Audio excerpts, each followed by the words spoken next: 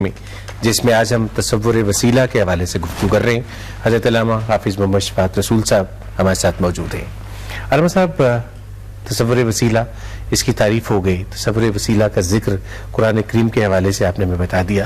یہ فرمائیے کہ ہم جو عام لوگ ہیں، اگر ہم چاہیں کہ ہمیں کوئی ایسا وسیلہ ملے، ہمیں کوئی ایسا علم ملے کہ ہم اللہ تعالیٰ کی معرفت بہت جلدی ہم تک پہنچ جائے، ہم اللہ تعالیٰ کے قرب میں چلے جائیں، عام لوگ، میرے جیسے عام لوگ، ہمیں کیا طریقہ اختیار کرنا ہے؟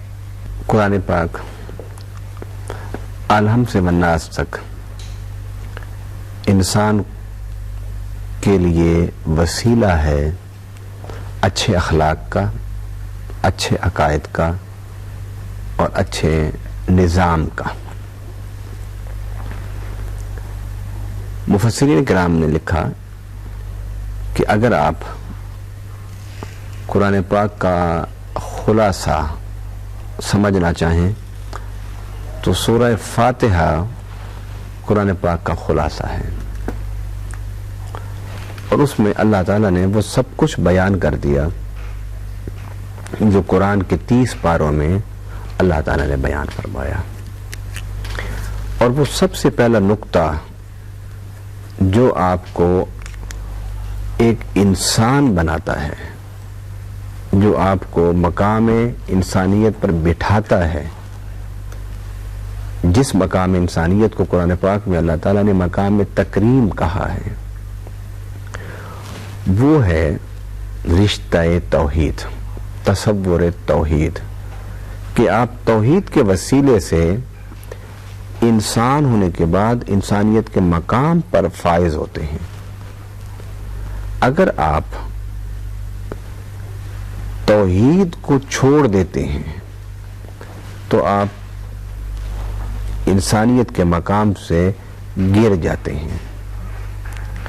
اس لیے کہ جن لوگوں نے توحید کو چھوڑا، ان لوگوں نے رب کے جو مظاہر تھے پیدا کیے ہوئے، انہیں خدا بنایا اور ان کے سامنے سجدہ ریز ہوئے، جس کا نتیجہ یہ ہوا کہ انسان مسجود کائنات ہے، مسجود ملائکہ ہے. جب آپ توحید کو چھوڑ بیٹھے تو اب آپ ساجد کائنات بن گئے اور کائنات مسجود بن گئی. کبھی پتھروں کو سجدہ، کبھی پہاڑوں کو سجدہ، کبھی دریاؤں کو سجدہ. یعنی مظاہر فطرت کہ جو ساجد تھے انسان کے لیے، وہ مسجود بن گئے انسان کے لیے، انسان ساجد بن گیا.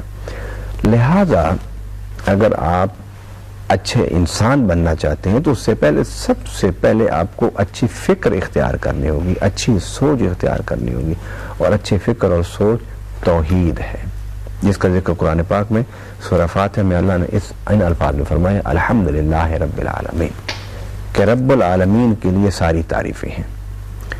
اس کے بعد جو دوسری چیز ضروری ہے کہ انسان ایک اچھا انسان بن سکے اور انسانی معاشرے ایک اچھا معاشرہ بن سکے، اس میں یہ کہ رحمت اور شفقت کے جذبات، احساسات، ایک دوسرے کو برداشت کرنا، ایک دوسرے کے ساتھ اچھا سلوک کرنا، پیار والا رویہ رکھنا، اس کا ذکر اللہ تعالیٰ نے الرحمن الرحیم کہہ کے کر دیا.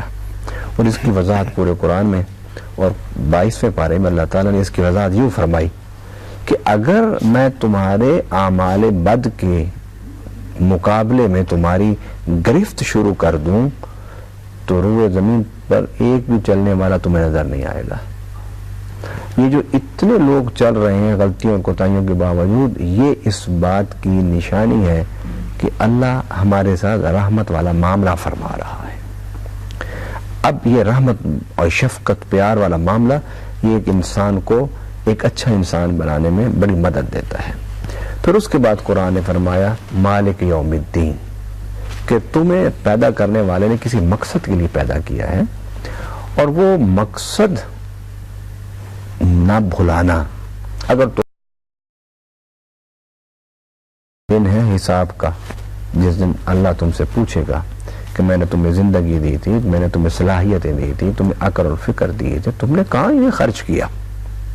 ایک باپ بچے کو تھوڑے سے پیسے دے کے اس سے پوچھتا ہے کہ تو نے کہاں خرچ کیے. تو رب العالمین اتنی قیمتی زندگی اور اس کے اندر اتنی قیمتی صلاحیتیں ہمارے اندر رکھی، تو فرمایا مالک یوم الدین ذہن میں بٹھا لینا کہ میں رب العالمین بھی ہوں، میں رحمان اور رحیم بھی ہوں، لیکن میں حساب بھی تم سے لوں گا۔ پھر اس سے آگے بڑھ کے فرمایا کہ اگر تم آخرت میں حساب کے قابل بننا چاہتے ہو کہ تم حساب مجھے دے پاؤ اور اچھا حساب دے پاؤ، تو پھر اس کے لیے ضروری ایاک نعبد و ایاک نستعین کہ تم پھر عبادت میری کرو، مجھ سے مدد مانگو۔ اب یہی مضامین پورے قرآن میں موجود ہیں، اور ایک انسان کی انفرادی شخصیت ہو یا معاشرے پورے کی اجتماعی شخصیت و سیرت ہو، اس کو تعمیر کرنے کے لیے یہ جو چیزیں ہیں یہ بڑا اہم ذریعہ اور بڑا اہم وسیلہ، یعنی ذریعہ اور وسیلہ دونوں ایک معنوں میں بڑا اہم ذریعہ اور بڑا اہم وسیلہ ہے۔ اگر آپ توحید سے برگشتہ ہو جاتے ہیں، اگر آپ کے رویوں میں رحمت و شفقت ختم ہو جاتی ہے، اگر آپ کے دل سے اللہ کو حساب دینے کا خوف نکل جاتا ہے اور آپ کا رشتہ رب سے عبادت والا رشتہ سجدے والا ٹوٹ جاتا ہے اور رب کو چھوڑ کے دوسروں سے تم مانگنا شروع کر دیتے ہو، تو یہ اعمال جو ہیں، یہ اعمال یہ آپ کی شخصیت کو منتشر کر دیں گے، آپ کی شخصیت کو بدصورت بنا دیں گے، آپ کے معاشرے کو کبھی بنا دیں گے۔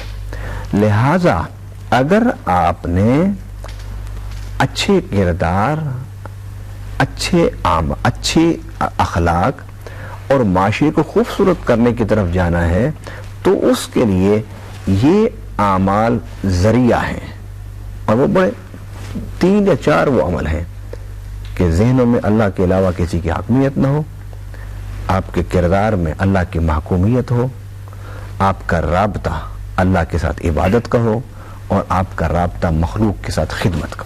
اچھا رحمت صاحب، یہاں پہ سوال یہ پیدا ہوتا ہے کہ اللہ تعالیٰ کو تو آپ ایک مان رہے ہیں، اللہ تعالیٰ کی ذات کے ساتھ تو آپ کسی کو شریک نہیں کر رہے، لیکن آپ نے جو چوتھی بات کی ہے کہ آپ کا رابطہ مخلوق کے ساتھ ہو، آپ مخلوق کے لیے آسانیاں پیدا کرنے والے ہوں، تو ظاہر ہے وہ لوگ جو آسانیاں پیدا کرنے والے ہیں وہ رب کے ساتھ اس ربط کو اپنے ساتھ جوڑ تو نہیں رہے، وہ اپنے ساتھ تو اس کو منسلک نہیں کر رہے، اللہ تعالیٰ کی ذات وہیں پر ہے، لیکن مخلوق کو تو آسانیاں وہ دے رہے ہیں۔ اس کا مطلب ہے کہ اس بندے کے لیے بھی تو کوئی نہ کوئی آسانیاں دینے والا ہے، اس کو اللہ تعالیٰ کی ذات نے ہی کسی اور کا وسیلہ بنایا ہے، کچھ لوگوں کو ذریعہ بنایا ہے کہ وہ لوگوں کو آسانیاں دیں۔ پھر وہ جو وسیلہ بنے ہیں لوگ، وہ جو ذریعہ بنے ہیں لوگ، وہ کہاں پہ سٹینڈ کرتے ہیں؟ قرآن و سنت کے حوالے سے جو انسانیت کی خدمت کرتے ہیں، اللہ کے ہاں ان کا اجر ہے، اور وہ اجر ضرور دیے جائیں گے۔ اب اجر کا تعین کرنا پڑے گا کہ اجر اس کائنات میں اور آنے والی کائنات میں، یا صرف اس کائنات میں۔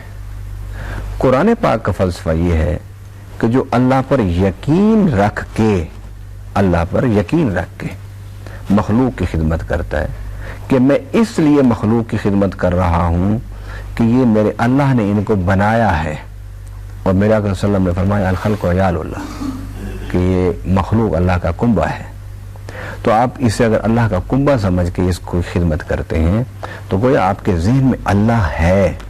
تو جب آپ کے ذہن میں اللہ ہوگا اور رب کی نسبت سے آپ مخلوق کو آسانیاں دیں گے، رب کی نسبت سے آپ مخلوق کی خدمت کریں گے، تو ایسے شخص کے لیے اس دنیا میں بھی اجر ہے اور آنے والی دنیا میں بھی، کائنات میں بھی اجر ہے۔ قرآن کا بنیادی فلسفہ، میں اس کی وضاحت ایک اور مثال سے کر دیتا ہوں۔ نبی پاک صلی اللہ علیہ وسلم ایک صحابی کے گھر گئے، انہوں نے گھر نیا بنایا، تو دعا اور حضور کے قدم رنجے ہونے کے لیے کہ آپ تشریف لائیں گے، برکت ہوگی، قدم رکھیں گے۔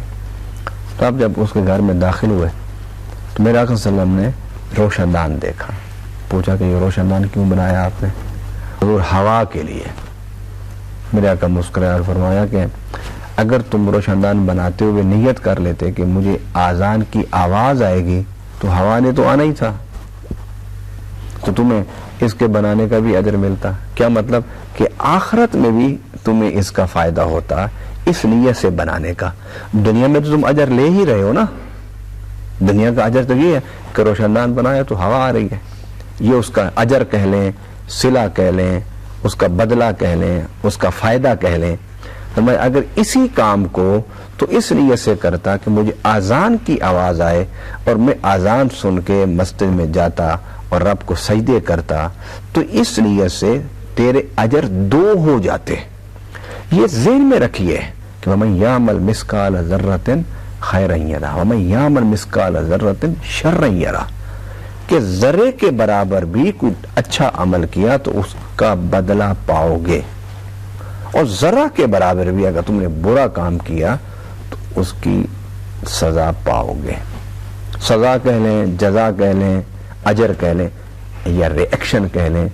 قرآن نے اسے ایکشن ری ایکشن کے قانون سے بیان کیا ہے کہ ہو ہی نہیں سکتا کہ تمہارا کوئی عمل نتیجہ پیدا نہ کرے، خواہ وہ اچھا نتیجہ یا برا نتیجہ. جب قرآن کی یہ بنیادی فلسفی ہے تو اس کے مطابق تو آپ ضرور اجر پائیں گے. جب ضرور اجر پائیں گے تو پھر قرآن کا اگلی جو فلسفہ ہے، اگلا فلسفہ یہ کہ ایک عمل وہ جس کا اجر صرف اس دنیا میں، اور ایک عمل تمہارا وہ جس کا اجر اس دنیا میں بھی ہے اور آخرت میں بھی ہے. وہ کس اجر میں 2 دنیا میں 2 کائنات میں دے گا اور کون سا اجر صرف آخرت اور دنیا میں دے گا، وہ آپ کے نیت پر منحصر ہے.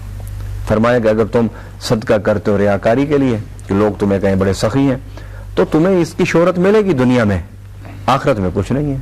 اور اللہ کہے گا قیامت کا دن کہ تو نے تو خرچہ اس لیے کیا تھا کہ لوگ مجھے سخی کہیں، تو لوگوں نے تو یہ سخی کہا نہیں تھا. لیکن علامہ صاحب یہاں سوال یہ ہے کہ بہت ساری ایسی ہماری عبادات ہیں جن میں ہم نہ بھی چاہیں تو وہ بظاہر نظر آ رہی ہوتی ہیں. مثلا ہم نماز پڑھتے ہیں، ہم حج کے لیے جاتے ہیں، ہم زکوٰۃ دیتے ہیں، مطلب وہ ہم نہ بھی چاہیں، ہماری نیت کچھ بھی ہو لیکن وہ بظاہر تو نظر آ رہا ہے. لیکن بہت سارے ایسے لوگ بھی ہیں جنہوں نے اس دنیا میں بہت اچھے اعمال کیے ہیں لیکن وہ اللہ تعالیٰ کی ذات پر شاید ان کا یقین اتنا پختہ نہیں تھا جتنا مسلمانوں کا ہے. ان دونوں شخصیات کے حوالے سے فرمائیے گا کہ ان کا وسیلہ کیا ہوگا، ان کے ساتھ کس طرح کا برتاؤ کیا جائے گا. ریاکاری اور چیز ہے، اس کا تعلق اس چیز سے نہیں کہ آپ کے اس عمل کو لوگ دیکھ رہے ہیں یا نہیں دیکھ رہے. بڑا اہم سوال ہے آپ کا کہ اسلام کی عبادات میں صرف ایک روزہ ہے جس کی خبر کسی کو نہیں ہوتی، وہ یا روزے دار کو ہے یا جس کے لیے اس نے روزہ رکھا اس کو ہے. باقی ہر عبادت، حج تو مجمع عام میں ہوتا ہے، اسی طرح نماز بھی آپ مجمع میں پڑھتے ہیں. زکوٰۃ میں ہو سکتا ہے کہ صرف ایک دینے والا ہو اور ایک لینے والا ہو، کوئی اور نہ ہو تو تب بھی زکوٰۃ ادا ہو جاتی ہے. اس میں صرف 2 بندوں تک کہ تیسرا خدا. اللہ تعالی نے قرآن پاک میں خرچ کرنے کا جہاں حکم دیا وہاں اس بات کو بیان کیا کہ اگر تو اللہ کے راستے میں اعلانیہ خرچ کرنا چاہتا ہے تو ٹھیک ہے، بہتر ہے، اور اگر تو چھپا کر دے تو یہ تیرے لیے بہتر ہے. یعنی دیکھیے قرآن کا فلسفہ کہ اگر تو اعلانیہ دیتا ہے، خرچ کرتا ہے تو معاشرے کے لیے بہتر ہے، اور اگر تو چھپا کر دیتا ہے تو تیرے لیے بہتر ہے. معاشرے کے لیے بہتر کیسے؟ اگر اعلانیہ دیتے ہیں فرمایا دوسروں کو ترغیب ہوگی، یار یہ بندہ بھی ہم جیسا ہے، کاروباری ہے، پیسہ اس کے پاس ہے، ہمارے پاس بھی ہے، اگر یہ اتنا بڑا دل کر کے مخلوق خدا پر خرچ کر رہا ہے تو مجھے بھی خرچ کرنا چاہیے. ایک انسان میں ریس کا عنصر تو ہے نا، جسے آپ کہہ لیں کہ مقابلہ بازی، مسابقت کا ایک جذبہ تو انسان کے اندر موجود ہے. وہ نیکوں میں بھی ہے، بڑے بڑے نیکوکاروں میں بھی ہے، چھوٹے نیکوکاروں میں بھی ہے، اور رب نے نیکی میں مقابلے کا حکم بھی دیا ہے، فاستبقوا الخیرات. تو اگر تو اعلانیہ دیتا ہے اس سے ایک مقابلے کی فضا پیدا ہوگی تو معاشرے کے لیے اچھا ہے، اور اگر تو چھپا کر دیتا ہے تو یہ تیرے لیے بہتر ہے کہ تو نے بالکل ہی چھپا کے دیا کہ اللہ کے لیے دیا اور اللہ کے علاوہ کسی کو پتہ ہی نہیں ہے. ریاکاری اور چیز ہے اور دکھاوا اور چیز ہے، اور آپ کی نیکی کا لوگوں کا دیکھنا یہ اور چیز ہے. آپ نیکی کر رہے ہیں، لوگ دیکھ رہے ہیں، کوئی حرج نہیں، لیکن آپ نیکی کرتے ہوئے آپ کے دل کے اندر یہ ارادہ ہو کہ لوگ دیکھیں اور مجھے شاباش دیں اور میری واہ واہ کریں اور میرے نعرے لگائیں، مجھے بلے بلے کہیں کہ ماشاءاللہ کتنا بڑا سخی ہے، کتنا بڑا یہ خرچے کرتے ہیں. یہ غلط ہے.